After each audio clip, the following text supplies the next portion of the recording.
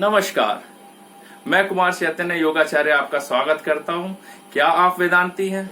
आज वेदांत की बात इसलिए हो रही है क्योंकि आज वेदांतवाद के जो अद्वैत शाखा है उसके विषय में हम बात कर रहे हैं। जो आचार्य शंकर जी ने अद्वैत के बारे में बताया है कि डुअलिज्म है ही नहीं, केवल सिंगलिज्म ही है।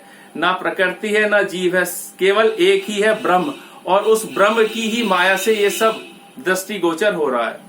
ठीक है, तो ये आया कहां से? पहले वेदांत को समझते हैं। वेदों का अंत, वेदों का अंत मतलब जो वेदों के अंत में जो बातें की गई हैं, जो उपनिषद के रूप में भी जिसे हम लोग जानते हैं, जितने भी उपनिषद हैं उन सब में कॉन्फ्लिक्ट्स ना हो इसलिए जो है वैदरायण जी ने उन सब उपनिषदों को संग्रह करके एक महाग्रंथ लिखा जिसका नाम था ब्रह्म सूत्र। और ब्रह्म सूत्र ही जो है वो इस वेदांत का बेस है, एकदम आधार वही है।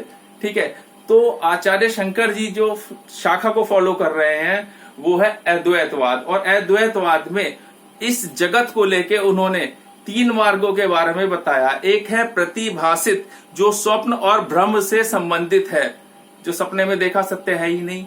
दूसरा अर्ध सत्य कह सकते हैं, पूर्ण सत्य नहीं है, जो अपरा ज्ञान से संबंधित है, जिसे कहा जाता है व्यवहारिक सत्ता।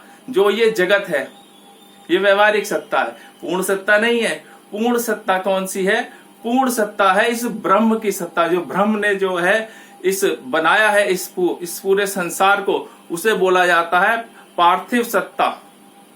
जो पूरा यूनिवर्सल है, पूरा सुप्रीम है, वो ही पूर्ण सत्ता है, वो ही पूर्ण सत्य है, वो ही पराज्ञान है, वही जो है पूरे संसार का बेस है।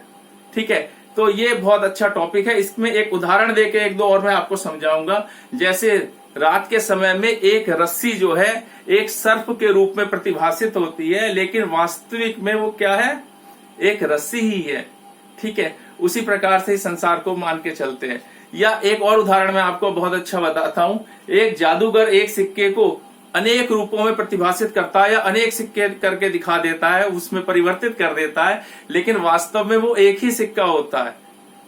इसी प्रकार से ये ईश्वर की एक माया, एक शक्ति ही अलग अलग रूपों में, अनेकों रूपों में परिवर्तित होकर हमें दिखाई दे रही है। ठीक है, आज के लिए इतना ही रखते हैं। ये बहुत ही अच्छा और सबसे ज्यादा माने जाने वाला वाद है अद्वैतवाद। धन्यवाद।